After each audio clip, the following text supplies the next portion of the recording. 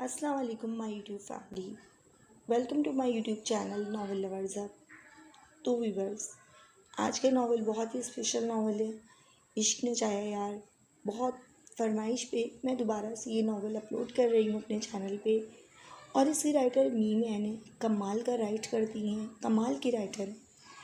तो बस आप लोगों से एक रिक्वेस्ट करती हूँ कि चैनल को सब्सक्राइब करके वीडियो को लाइक कर दें, और जब चैनल सब्सक्राइब करिए तो बेल का आइकन को लाजमी प्रेस कर लिया करें, ताकि मेरी कोई भी आने वाली वीडियो आप लोगों से मिस ना हो सके। तो व्यूअर्स, आज हम इस नावल इश्क ने चाहा यार का एपिसोड नंबर 5 रीड करेंगे। तो चलते हैं अपने नावल की तरफ। साहिबा को गायब हुए कई घंटे गुजर चुके थे, पर इसका कोई नामो निशान तक न मिला था अब तक। और हान और शिफान दोनों ने अपने बंदे फैलाए हुए थे इसकी तलाश में। इस वक्त भी रात के 9 बजे सब हवेली के जहन में जमा थे। सबकी हालत ही एक जैसी थी, हर कोई परेशान हाल था। जवान बेटी का दिन दहाड़े गायब हो जाना छोटी बात ना थी। शिफान का मोबाइल बज उठा तो वो चौंक कर जेब से मोबाइल निकालता आंखों के सामने कर गया। मोबाइल की स्क्रीन पर कोई अननोन नंबर जगमगा रहा था। इसने सर झटक कर कॉल बंद कर दी। मोबाइल फिर से बज उठा। वो झिंझलाकर कॉल उठा गया। हेलो। इसकी आवाज़ में झिंझलाहट वाज़ेह थी। अस्सलाम वालेकुम साले साहब। बाहर के मुल्क में रहकर शायद आप ये भूल चुके हैं कि मुसलमान एक दूसरे पर सलामती भेजते।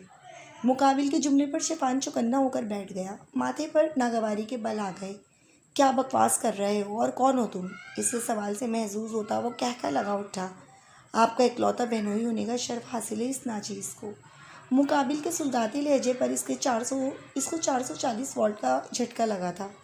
वो एक झटके से अपनी जगह से उठ खड़ा हुआ। क्या बकवास कर रहे हो? मैं तुम्हारी ज़बान अलग से खींच लूँगा कमीने। वो हलक के बल चीख पड़ा। इसके यूं चीखने पर सब घर वाले तशवीश से इसकी जानिब देखने लगे। और हान उठकर इसके नज़दीक आया। साले साहब, हम कोई काम भी सबूत के बगैर नहीं करते। आप भी अपनी आंखों से सबूत देख लें ताकि आपको मेरी बकवास बात पर यकीन हो सके। और हाँ, बहन के सुहागन रहने की दुआ कर दीजिएगा। अल्लाह हाफिज़।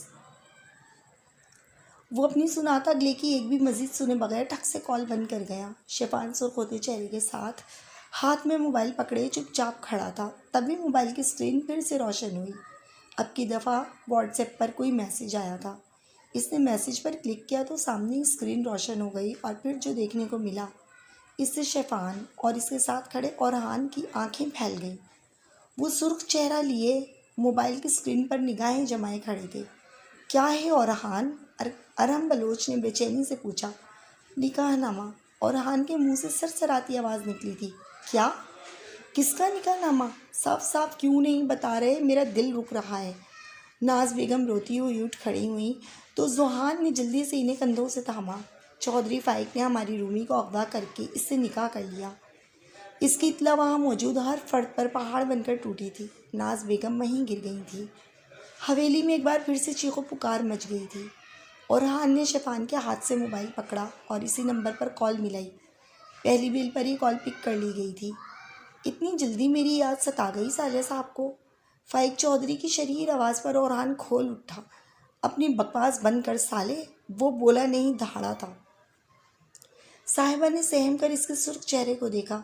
ओहो, बड़े साले साहब बोल रहे हैं। मुझे साला बोलकर तो तुम ज्यादती कर रहे हो मेरे साथ यार। तुम्हारा बहनोई लगता हूँ अब रिश्ते में। साला कहकर रिश्ता खराब तो मत करो। और हान ने बड़ी बर्दाश्त से इसकी बात सुनी थी। तुम बस थोड़ा सा सब्र करो फाइक चौधरी, बहुत जल्द तुम्हारी गर्दन मिर्ज़ा और हान के हाथ में होगी। और फिर देखूंगा खुद को इस गिरफ्त से कैसे आज़ाद करवा सकोगे तुम। सर्द आवाज़ में कहता वो मुकाबिल की बात सुने बगैर खटाक से कॉल बंद करता। शिफान को मोबाइल पकड़ा गया, जो नाज बेगम के पास बैठा उनको तसल्ली दे रहा था। सब कुछ इस कलमुही की वजह से हो रहा है। जब से ही हमारी ज़िंदगी में आई ये खुशियाँ हमसे रूठ गई हैं। पहले मेरे बेटे को जोक दे दिया, फिर इसके आशिक ने मेरे फूल से बच्चे की जान ले ली, और अब इसका वही नामुराद आशिक हमारी मासूम बच्ची को कैद कर गया। रुखसार बेगम परेशान सी खड़ी साहिबा पर चिल्लाई तो वो सहम उठी। और हान ने नाराज़ नज़रों से इन्हें देखा। क्या कह रही हैं माँ आप? आपको मना भी कर चुका हूँ। और हान की आवाज़ में नागवारी सिमट आई। जो कुछ भी कह रही हूँ होशो आवाज़ में कह रही हूँ। वो अपनी बात पर डटी हुई थी। जोनी ने एक शिकायती नज़र अपनी माँ पर डाली। نہ جانے کیوں وہ اس کی معصوم سی بھابھی کے پیچھے پڑی تھی۔ ذوحان کو اپنی بھابھی بہت پسند تھی، معصوم اور پیاری سی۔ اس نے صاحبہ کی ہری آنکھیں اور گھنگریالی بھورے اس کو صاحبہ کی ہری آنکھیں اور گھنگریالی بھورے بال بہت پسند تھے، جو بالکل کسی گڑیا جیسے لگتے تھے۔ وہ جس دن سے یہاں آئی تھی، ذوحان نے اسے ہنستے بولتے نہیں دیکھا تھا، بس چپ سی رہتی تھی اور زیادہ باہر بھی نہیں آتی تھی، کمرہ نشین رہتی تھی۔ اس کا بہت دل کرتا تھا اپنی بھابھی کے ساتھ وقت گزارنے کا۔ ارے اس کا عاشق! اس سے پہلے کہ وہ اپنا جملہ مکمل کر کے پھر سے صاحبہ کی ذات کی پرکھ چھوڑاتی، فرحان صاحبہ کے سرخ چہرے پر نظر ڈالتا انہیں ٹوک گیا۔ ماں پلیز! اس کے لہجے میں نرمی بھری قطعیت تھی، جسے محسوس کرتے رخسار بیگم لب بھیج گئی۔ تم کمرے میں جاؤ۔ اس نے تھر تھر کانپتی صاحبہ کو حکم دیا تو وہ سر ہلاتی اپنے بے جان وجود کو گھسیٹتی کمرے کی طرف بڑھ گئی۔ اس فائق کو میں چھوڑوں گا نہیں، دیکھتا ہوں کیسے بچتا ہے میرے ہاتھوں، وہ پرتپش لہجے میں بولا تو شفان نے بھی سر ہلایا۔ نہیں، ایسی بے وقوفی مت کرنا رومی، اس کے نکاح میں ہے اب، اور یہ معاملہ اگر جرگے میں گیا تو ہمیں ناکامی کا سامنا کرنا پڑے گا، اس لیے کچھ عرصے صبر کرو اور خاموشی ساتھ لو۔ یہ آواز ارقم بلوچ کی تھی۔ بھائی صاحب ٹھیک کہہ رہے ہیں بالکل۔ ارسل بلوچ نے بھی ان کی تائید کی تو وہ دونوں ایک دوسرے کو دیکھ کر رہ گئے۔ کیا ان کی بہن اتنی ارزاں تھی کہ اسے یوں ہی چھوڑ دیتے؟ پر یہاں جرگے کے فیصلے بہت ظالم تھے۔ گھر میں اچانک پیدا ہونے والی ٹینشن نے سب کو پریشان کر کے رکھ دیا تھا۔ ہر کوئی غمگین تھا، پر وقت کا تقاضا تھا کہ ابھی کوئی قدم نہیں اٹھایا جا سکتا تھا۔ وہ اپنے ماں باپ کے کمرے میں لوٹا تھا۔ اس حالت میں ماں کو سنبھالنا یقیناً اس کے لیے ایک مشکل امر تھا۔ اس کے ماں باپ کی تو کیا، خود اس کی اپنی بھی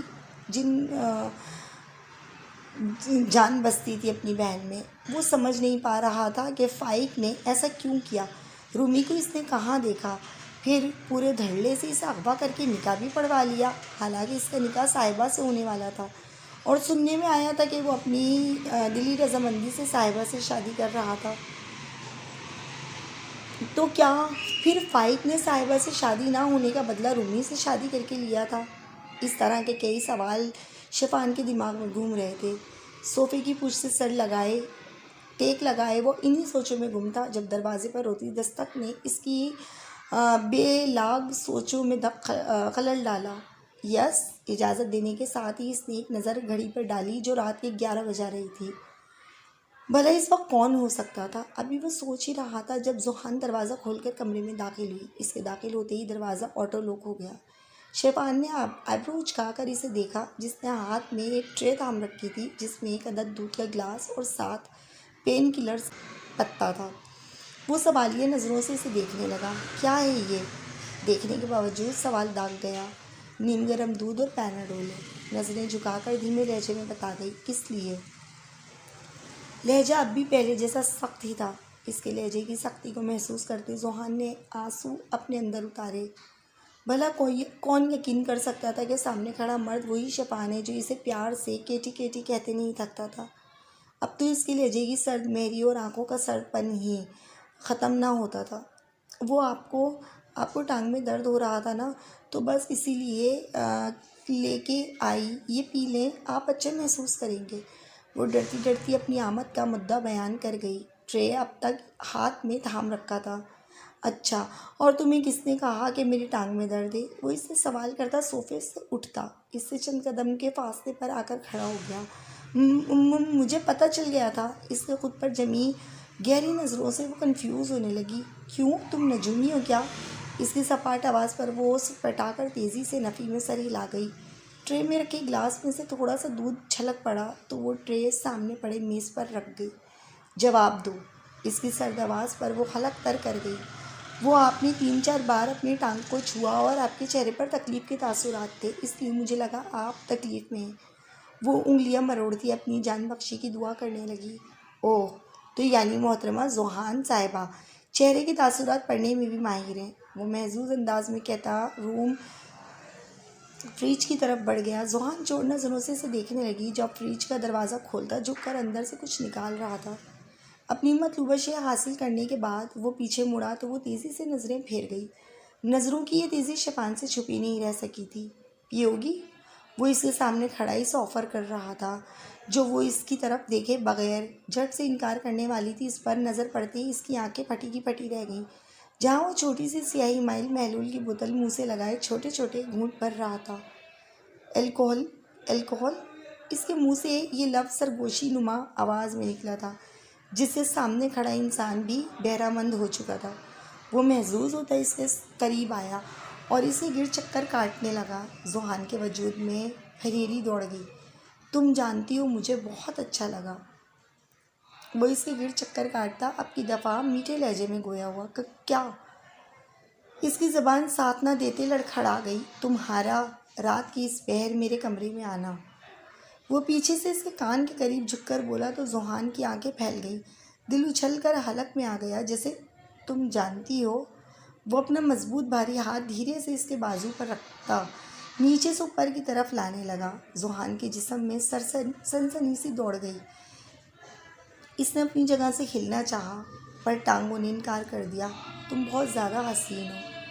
وہ اس کے بال ایک شانے پر ڈال گیا۔ گرم سانسیں ذوحان کی گردن سے مس ہونے لگیں۔ اس کی بوجھل سرگوشی سے اس کا رنگ پھک ہو گیا۔ اب کی بار اس نے آؤ دیکھا نہ تاؤ شفان کو دھکا دیا اور رستے قدموں سے کمرے سے باہر بھاگتی چلی گئی۔ ڈفر! شیطان نے ہاتھ میں پکڑا انرجی ڈرنک ڈسٹ بن میں پھینکا اور دروازہ لاک کرنے لگا۔ آئندہ آدھی رات کسی غیر مرد کے کمرے میں جانے سے پہلے 100 مرتبہ سوچے گی۔ ہر کوئی شیطان بلوچ نہیں ہوتا کہ جوان اور حسین ترین دوشیزہ دیکھ کر نفس کو بہکنے سے بچا لے۔ وہ بڑبڑاتا ہوا گولی منہ میں رکھتا دودھ کا گلاس منہ سے لگا گیا، کیونکہ اس کی ٹانگ میں واقعی بہت درد تھا۔ اب وہ بس سکون لینا چاہتا تھا۔